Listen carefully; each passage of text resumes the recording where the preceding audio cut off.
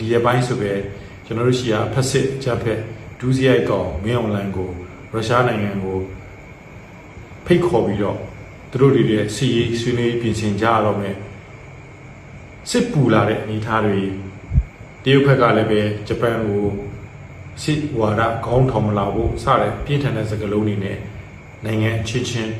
ရန်ပြီးဆောင်နေတဲ့အနေအထားတွေနောက်အမေရိကန်ဘက်ကလည်းပဲကျွန်တော်တို့ကောင်းစွာပွင့်လင်းစွာမသိနိုင်တဲ့စစ်ရေးနိုင်ငံရေးအရွေတွေနဲ့အီရန်အပေါ်မှာလည်းမက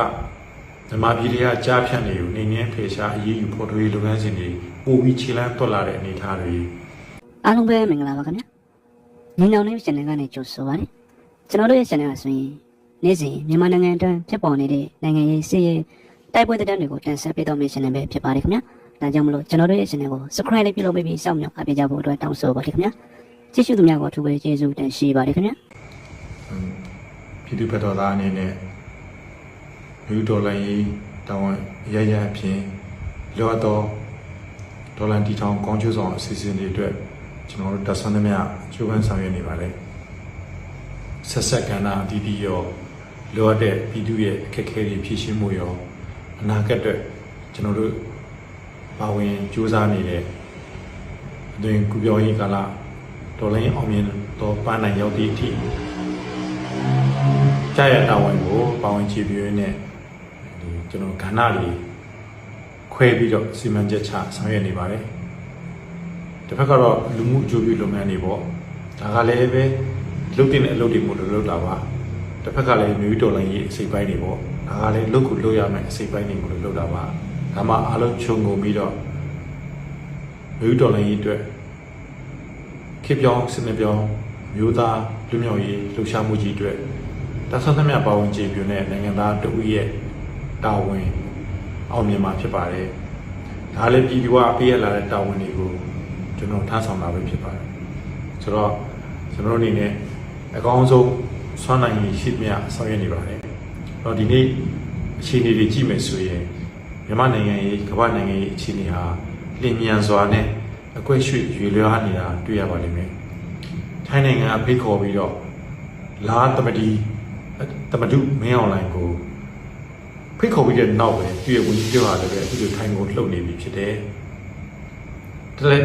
လက်စားထဲမှာပဲဒီဝင်ယူရန်ခေါင်းဆောင်ဖြစ်တဲ့ရုရှားသမ္မတပူတင်ဟာလည်းပဲမြောက်ကိုရီးယားကိုအာချင်ပြည်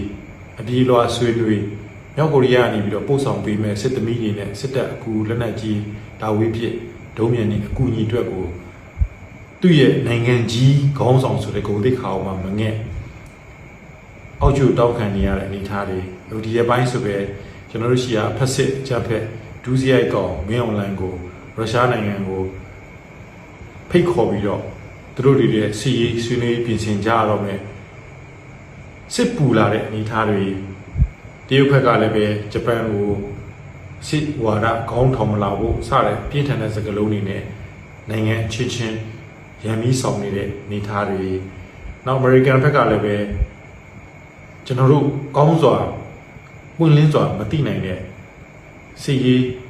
နိုင်ငံရေးအရွေတွေနဲ့အီရန်အပေါ်မှာလည်းမကမြန်မာပြည်တွေကကြားဖြတ်နေอยู่နေငင်းဖေရှားအရေးယူဖော်ထုတ်ရေးလုပ်ငန်းစဉ်တွေပိုပြီးခြေလှမ်းတွက်လာတဲ့အနေအထားတွေမင်းအောင်လှိုင်အုပ်စုဘက်ကလည်းရတံတရားတမယနီလန်ပေါင်းစုံကိုအသုံးပြုပြီးတော့ပြည်တွင်းကပြည်သူတွေကိုဘလုံနည်းနဲ့မှနလန်မထူအောင်သဘာဝရည်ပြီးဖိနှိပ်တဲ့တွေးခွဲအုပ်ချုပ်တဲ့နိုင်ငံရေးစနစ်ပြီးခုတစ်ခါမင်းကလေးပါမကြံပေါ်တာဆွဲပြီးတော့ forced construction law ကိုအကောင့်ထဲပေါ်ပြီးတော့ရခိုင်တော့ယောက်ျားသားတွေပဲပေါ်တာဆွဲဖမ်းဆီးငွေညစ်ပြန်ပြီးဆွဲတယ်အခုမင်းကလေးတွေပါမကြံဖမ်းဆီးငွေညစ်ပြန်ပြီးဆွဲဖို့လုံယုံနေမကတစ်ဖက်ကနောက်တစ်ဆင့်အတွက်ဘာတွေပြင်ဆင်ထားသလဲဆိုရင်အခု၄တန်းတစုံတစထွက်လာတဲ့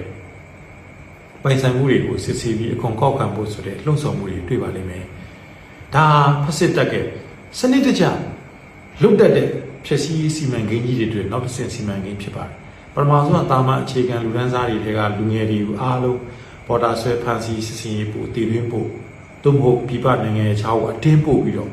ရွှေပြောင်းလူသမားအဖြစ်လောအားကတွေကနေပြန်ကုန်သွေးဆုပ်ပြီးသူတို့ရဲ့စစ်တပ် လူတက်ရန်ရလက်ပတ်ဖို့ဘတ်ဂျက်ကြီးကိုဖြည့်တင်းခဲ့တယ်လူငယ်လူတွေဒေါ်လာရင်းနေမြေတွေကိုပို့တယ်စစ်တပ်ကအတင်းဖန်ပြီးစစ်စင်းနေမြေပို့တယ်နှစ်ဖက်စလုံးကိုအသေးကြီးတိုက်ခိုက်ခံပြီးလူငယ်လူကိုတပ်ဖြတ်တယ်တစ်ဖက်ကလည်းမလုပ်ချင်တဲ့လူကိုနိုင်ငံခြားသွားမင်းတို့အခုငွေပြန်ဆောင်နိုင်ငံခြားသွားကြတဲ့လူတွေရဲ့တလပြန်ဆောင်တဲ့အခုငွေစုပေါင်းလိုက်ရင်ကျပ်ငွေဒေါ်လာငွေဘီလီယံချီရှိပြန်ဒီဘီလီယံချီနဲ့စစ်လက်နက်တွေရုရှားတို့မြောက်ကိုရီးယားတို့ဘယ်လာရုစ်တွေဝယ်ပြီးတော့ကျွန်တော်တို့ဒေါ်လာရေးပဲသားပြည်သူချင်းချင်းကိုရစ်ဆက်စွာတပ်ဖြတ်ဘုံကျဲဒီလိုလုပ်နေနေနေမှာဘလို့မှမနိုင်လာနိုင်တော့ဘူးအခုဆိုသူတို့ကျဲလာတဲ့ဘုံတွေအရေးအတွက်အရန်စိတ်လာတယ်အရန်လက်ဆက်လာတယ်အခုထုတ်2ရက်3ရက်နေဘုံကျဲပြက်ကြပစ္စည်းတဲ့ရင်တွေလေရင်တွေလည်းများလာတယ်ထွက်ပြေးတဲ့ပါစာတွေလည်းအလွန်များလာတယ်လက်နဲ့ချလာတဲ့ရဲတပ်ရင်းလိုက်စစ်တပ်လိုက်ဘူရီလိုက်နောက်တည်သွားတဲ့အရခအခုထုတ်ပြန်လာတဲ့တည်တဲ့ဘူစင်းတွေရရှိစင်းတွေကြီးလိုက်တန်းစီနေတာပဲအဲ့တော့ဘာဖြစ်လဲဘတ်ဂျက်တွေလည်းခန်းလာတယ်စစ်လက်နက်ပစ္စည်းတွေအစောလည်းမထုတ်လို့နဲ့တော့ဒီကြားတဲ့ရီပြီးဒီကြားတဲ့ကိုစင်းလူကြီးမြင်လာတဲ့ဘေးဒီကြားထဲမှာအချင်းချင်းကြားတဲ့အချင်းပဲလက်စားပြီးတော့ဖောက်ပြန်လာတဲ့ဘေးစသဖြင့်ဘေးမျိုးနဲ့စီမံခန့်ခွဲမှားယွင်းတဲ့စနစ်ဆိုးရဲ့ကြရဲ့ကြောင့်နောက်တစ်ဆင့်အနေနဲ့သူဟာသူ့ရဲ့စနစ်ဆိုးအာဏာဆိုးတဆိုးဆွဲဆန့်နိုင်တဲ့ဘာသာဝင်ရရှိဖို့သူတို့အချင်းချင်းတွေကလေမျိုးကိုပြန်နင်းနိုင်ဖို့စူးစမ်းလာပြီဖြစ်ပါတယ်။ဒါပါလေအောက်ခြေကအုပ်ကြီးဆိုတဲ့ဓမြပြန်ပြီးဆွဲကောင်တွေပြည်내အဆင့်ခရိုင်အဆင့်တာဝန်လုပ်ပိုင်ခွင့်အာဏာအဆင့်ဆင့်အသုံးပြုပြီးပြည်သူလူထုထံကမိုက်ကြီးခွဲပြည်သူလူထုလေမျိုးတွေကနေပြီးချိန်မနဲ့ကလော်ပြီးမျိုးစို့ထားတဲ့အဆင့်တန်းတွေမတရားပိုင်ဆိုင်ထားတာတွေကိုမျက်စောင်းထိုးစည်ရင်းပြုစုပြီးတော့တရားမဝင်ရရှိလာတဲ့မြစ်ဒီပိုင်ဆိုင်မှုကိုမဆိုတိမ်စီဖို့ဆိုတဲ့အခြေအနေတွေအစာပြိုးလာပြီဖြစ်ပါတယ်ဒါဟင်းသာ9000ဇက်သူတို့တိုင်းမှုတက်မှမို့ဘူချုပ်လည်းပဲအထီတော့မသွားသေးပါဘူးပြန်မလွတ်သေးပါဘူးဒါပေမဲ့ဘာဖြစ်လဲအောက်ခြေကမြို့နယ်ဆင်ခရိုင်ဆင်တွေရဲ့ပိုင်ဆိုင်မှုတွေကိုတော့ပြန်လူပြီးသူတို့အာဏာဆိုဆွဲဆန့်ရတော့မှအနေထားရောက်နေပါပြီဒါကြောင့်မင်းအောင်လှိုင်ရဲ့လက်ရှိအခြေအနေဟာစုပ်စုစာယူဖြစ်ပြီးဝင်ရိုးတန်းနိုင်ငံတွေရဲ့အခုစစ်ပူလာတဲ့အနေထားအင်ဒိုပစိဖိတ်မှာမကြခင်စစ်ပြင်လာတော့မယ့်အခြေအနေဒါကိုသိရှိပြီးတော့အီရန်စစ်ကိုအဆုံးသတ်သို့မဟုတ်အစွမ်းကုန်ချေမှုန်းပြီးတော့အင်ဒိုပစိဖိတ်ကစစ် community ရဲ့ခြေဆက်ကြဖြန့်ကျက်မှုကိုတားမြစ်ဖို့ကြိုးစားကြမယ့်ဒီမိုကရေစီအင်အားစုတွေရဲ့ရန်နေရာအပြိုင်ဆိုင်ကျိုးပန်းလာမယ့်ကမ္ဘာစစ်ကြီးအလားအင်အားကြီးများရဲ့ပြင်ဆိုင်မှုဟာမကြခင်မှာဖြစ်ပွားလာဖို့တေချာသလောက်ရှိနေပြီဒီချိန်မှာကျွန်တော်တို့နိုင်ငံသားအနေနဲ့လွန်ခဲ့တဲ့နှစ်80လောက်တော့အင်္ဂလိပ်ခက်ဗမာအချက်ပေါ့အခုချိန်မှာတော့အာရှ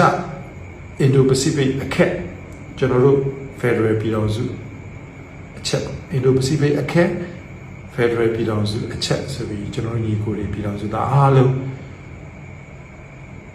တညီတဲ့တချီတဲ့ယုံကြပါစို့ကျွန်တော်တို့နှစ်90ကျော်ကြာသင်ခန်းစာလေးကိုအကောင်းဆုံးယူပြီးတော့စူးစီးညီညွတ်မှုနဲ့ပြည်ထောင်စုနိုင်ငံတော်တစ်လွတ်လပ်ငြိမ်းချမ်းသောတန်းတူညီမျှသော Federal Democracy နိုင်ငံတော်တစ်ကိုတည်ထောင်ဖို့ရုန်းကန်ကြိုးပမ်းကြပါစို့အမြင်မတူအသွင်မတူတာတွေခိတ္တဘေးချိတ်သို့မဟုတ်လုံးဝကျွန်တော်တို့ထွေးသိပ်ဘေးချိတ်ပြီးတော့မနေ့ပြန်အနာဂတ်တွေအတွက်အေးကိုအတူတူဖန်ဆင်းကြပါစို့အဲ့တော့ပြည်ပရောက်နေတဲ့ရွှေပြောင်းလူသမားအကြောင်းမျိုးကြောင့်မြန်မာနိုင်ငံဖက်စစ်ရန်နေရကနေစွန့်ခွာပြေးပုံရှောင်နေရတဲ့လူငယ်လူတန်းစားအားလုံးလည်းပဲ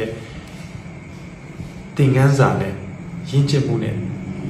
ဒါတို့တမီတွေအနာဂတ်ကိုအခုချိန်မှာအတူတူဝိုင်းဝန်းကြိုးပမ်းဖို့အချိန်ရောက်ပြီဆိုတဲ့စင်ကြင်တော်တရားတွေနဲ့ပါဝင်ရုပ်ကံကြိုးပမ်းကြပါစို့လို့လှုံ့ဆော်တိုင်တွန်းလိုက်ရပါတယ်နိုင်ငံတော်တစ်ခုရဲ့အနာဂတ်ဟာနိုင်ငံသားအားလုံးအထူးသဖြင့်တန်ဆွမ်းဖြတ်လက်ကြက်ခိုင်သောလူငယ်သူကြီးအားလုံးရဲ့ရုန်းကန်ကြိုးပမ်းမှုပေါ်မှာမူတည်ပြီးအကြောင်းနဲ့အကျိုးအကောင်းနဲ့အဆိုးတာယာခြင်းငြိမ်းချမ်းခြင်းနဲ့ဆိုးဝါးရက်ဆက်ကြမ်းကြုတ်ကျွန်းစားခင်းခံရခြင်းဆိုတဲ့အသင်္ကန်းတွေကွဲပြားသွားတတ်ပါတယ်အဲတော့လူငယ်တို့အားလုံးနှိုးကြားကြပါစို့ကျွန်တော်တို့အတူတူကြိုးစားကြပါစို့ယုံကြည်ချက်နဲ့ကြိုးစားမယ်ဆိုရင်ကောင်းကင်တမွတ်ကျဲကိုဆွတ်နိုင်တယ်ငုံမိတဲတိုင်းတက်နိုင်ဖျားရောက်တယ်ယုံကြည်ချက်နဲ့သာရှေ့ဆက်သွားဥတီချက်ကိုသာမရေမရင်စေနဲ့စိတ်ကောင်းနှလုံးကောင်းကိုထား နိုင်ငံချစ်စိတ်ကိုမှန်ကန်စွာမွေးမြူလူရဲ့ပေါဝင်ပြီးဖြစ်တဲ့ဇွဲတတ္တိလုံလဝရိယဉာဏ်စွမ်းကိုကောင်းစွာအသုံးချကျွန်တော်တို့မဖြစ်နိုင်တော့အရာဆိုတာမရှိပါဘူးအတူတူကြိုးစားကြပါစို့